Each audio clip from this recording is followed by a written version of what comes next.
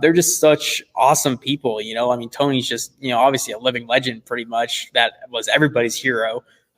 So I think having people like that show up to the racetrack and have your back is pretty cool.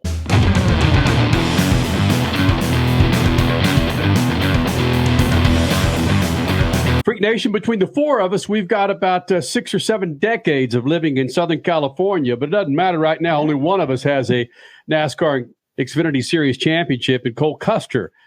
He's wearing that medal right about now. And Cole, we ask this of drivers many times when they win championships a day, 2, 3 days later, if it's really sunk in that you are the best driver in one particular series. Does it feel like Cole Custer is the best driver in the Xfinity Series right now? Oh man, that's a tough one right there. I don't know if that's set in yet, and I don't know if I'll ever have. I don't know if I'll ever have that to call myself the best driver out there. But there's a lot of great guys out there. But it's definitely a crazy day, and a lot that built into that day of winning that championship with our whole team. Hold on, Kenny. I'm cutting you off for a reason. It's okay. Why don't you think you have that in yourself? Maybe just not yet to call yourself the best, because guess what? You earned it, and you should be able to puff your chest out just a little bit. You're the freaking champion.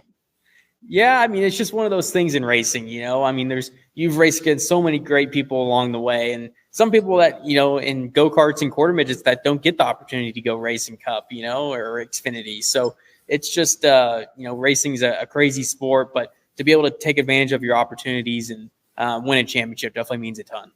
Now, I will say this. We are friends with Smoke. Sometimes months are better than others. If he was sitting next to you, Cole, I think Smoke would be shaking you going, bro, you're the best in the Xfinity Series. Wouldn't Smoke be chanting a different theme here? He was pretty pumped up after the race, so maybe he would. I'm not going to speak for him. I know that, but he was definitely pretty pumped up, and it was cool to see. I mean, he was definitely a huge part of this whole deal, him and Gene Haas. So it's just really cool for the whole company to bring that championship home. Crasher, I'm going to let you jump in here in just a second, but I want to play that sound bite that we played Sunday night here in the Freak Nation of Smoke, Cole, where the camera caught Smoke there in the pit tower, motionless. And they were curious why he was motionless after your race when you're doing donuts and smoking this and that at Victory Lane. But Smoke is motionless as you're burning it down. And here's what he had to say about that. The reason I wasn't moving, I was watching the replay trying to figure out how did he pull that off. And that's literally what I was doing at the pit box. I'm like, I have to understand. When you're a competitor, you've got to understand every aspect of it. And watching it live as it was happening, it was like, what just happened? And comes off of turn 4 and you see him get the lead back and you're like, well, that turned out great, but how did it happen? That's coming from Smoke, who's had his share of finishes and championships, Cole. That's an endorsement of your move on that last lap to clinch that championship. Yeah, I mean, to have those kinds of words from a champion like Tony is pretty incredible. Somebody I've watched on TV, every single Sunday when I was 5 years old. It's just to have somebody like that talk so highly and to be able to get advice from somebody like that too. He's been there and done that in everything. So to have a guy like that in your corner that you can ask questions to is definitely huge. Okay, let's back up a little bit. Years before this championship, how did you guys come together? And what has been some of his advice that he's given you over the years that has now paid off? Well, I think the biggest thing for him is just he's always huge on you got to have patience. You got to work with your team good.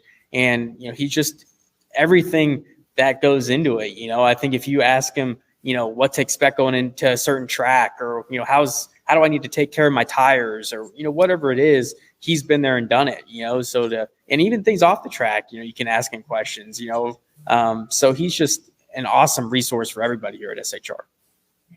When you say patience, that ties into something that I've been wanting to ask you ever since Sunday night and the weekend wrapped up, NASCAR's championship weekend in Phoenix. I've seen some people, and of course, social media can go in so many different directions. I've seen some people get a little upset that, it's an embarrassment to NASCAR. Ryan Blaney has 3 wins on the season and he wins the championship. And I'm thinking, why is that an embarrassment? And then I thought, wait a minute, it's the same with Cole Custer. A couple of wins, but you do have the title. It's the way the series is structured. Here's my opinion on it. Such a long season. Yes, wins matter, but overall, it's that patience and consistency at the top that arguably matters most. What are your thoughts on that? And what do you tell fans with that perspective? Well, I think it's like any sport, I think when you look at, the Patriots that year, they went undefeated and, they didn't win they didn't win the Super Bowl, so it's playoffs. It's playoffs in professional sports. It's who steps up to the challenge with the tracks that are at hand. And I think our team just did a great job of stepping up when the playoffs started and really taking advantage of those racetracks and bringing everything we had. Excellent answer. Yes. Whether it's consistency throughout a long season or when it's playoffs, you just got to change things just a little bit to become even better at that point of the year. Thank you for that. Cole Custer, the 2023 Xfinity champion. Dude, it's great to see you. I remember when you were not much older than 5 watching Tony Stewart. You were at Irwindale Raceway racing. And what'd you learn at Irwindale that helped you make that last move to win the championship in Phoenix? I mean, everything. I mean, that's exactly where I got my start and, where I learned so much just about stock car racing, working with Tim Huddleston and everybody there at High Point Racing. We're definitely one of the coolest years I'll ever remember, So I remember going there about every other Thursday and just going and doing practice laps, just going out there and trying to figure out how to get a feel for a stock car when I was 14 or 15 years old, and just trying to understand it all. And without those laps at Irwindale and, figuring out, that Irwindale is a really unique short track just because it has so many different lanes. So to be able to learn that at a young age definitely means a lot also. So let me ask you, maybe the largest headline in the off season away from the racetrack is racing in Southern California. They've shut down Fontana, and they seem to not want to go to Irwindale to build that up. You're from Southern California. What do you think about the possibility of Southern California disappearing from the schedule, or at least they say they're going to Coliseum, but that's not a real race. Hey, yes, it is. But what do you feel about Southern California being dropped off the schedule maybe for 2-3 years? Well, there's been a lot of great race car drivers come out of Southern California, or California in general also. So I'm not too worried that it won't keep going, but at the same time, it is sad just to see, Fontana go, because that was such a awesome racetrack, put on such great racing, and to see all the fans show up there also. They had one of the best campgrounds in all of NASCAR when you show up to Fontana. So that's going to be a little bit sad to see, but it sounds like they're trying to rebuild that place into a short track also. So I think there's hope there. And seeing, how Irwindale's going and how Kern County's going, I think there's definitely some light at the end of the tunnel. It's just a matter of putting it all together. But hold on, I want to go back to your comment about the campgrounds at Fontana. You talk as if you have stories. Yeah, I got to win a couple races there in the Xfinity Series. So after those races, we went into the campgrounds and kind of got to see the fans and everything. And one of the coolest things that they do is they have this bike parade, or they did, and they take all these bikes. There's probably like 5,000 bikes out there on the racetrack, all lit up with lights and stuff, and they're all riding around and on the racetrack. And it was definitely one of the coolest things I've ever seen, and just an amazing atmosphere at a racetrack. Cole Custer, Xfinity Series champion for the 2023 NASCAR season. And a lot's been made of Gene Haas being at Phoenix Raceway to see you not just win the race, but win the championship. Is that because he's not at many races that you're actually in? Or he's at Stewart Haas Racing, but we hear Tony all the time, but not Gene. Yeah, Gene's a very busy guy. He's worldwide, going to all kinds of F1 races, and he keeps up with the NASCAR stuff also. But just a huge person for motorsports. Gene has been a part of motorsports for the last 30 years, maybe. He's just been huge to the whole sport. When you look at F1 and you look at NASCAR and off-road racing, he's been involved in so many different kinds of things. And it's just really cool. I wouldn't be where I am without Gene Haas and everything he's done with Haas Automation. And he's definitely a huge part of our whole team and just somebody that really loves to race and is a huge part of it.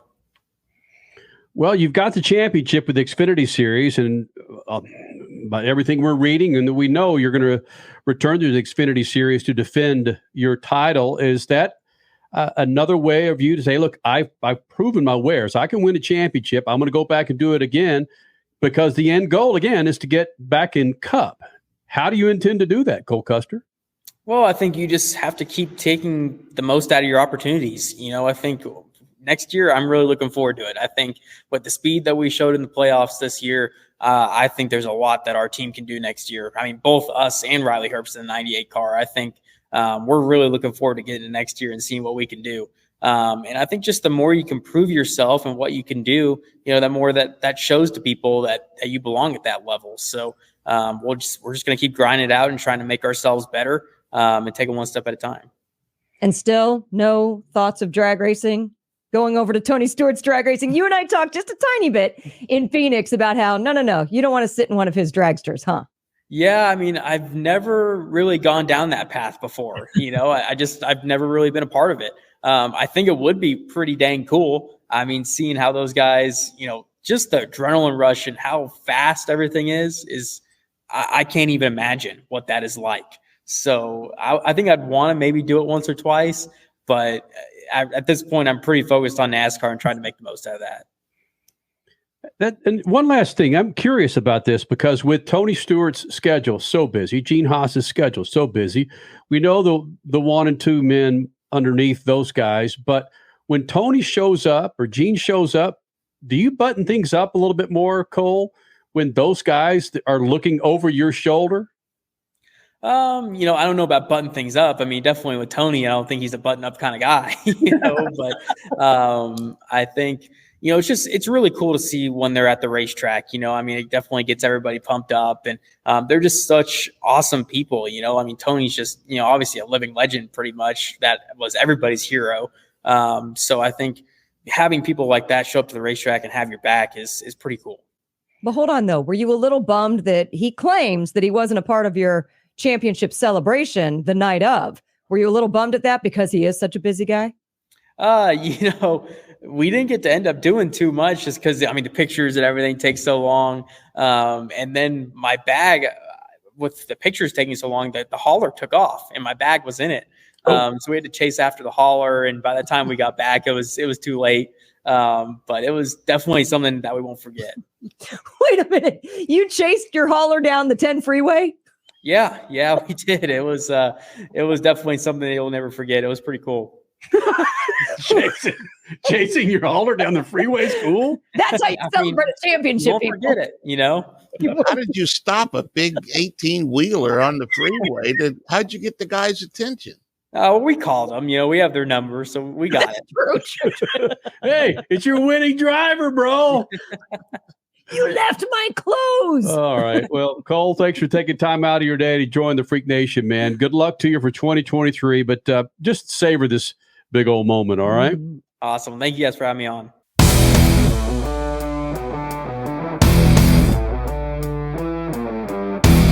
The NASCAR Cup Series returns to Worldwide Technology Raceway on June 1st and 2nd, 2024.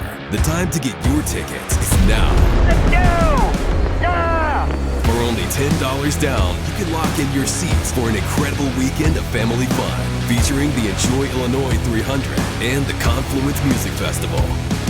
It all adds up for one amazing party.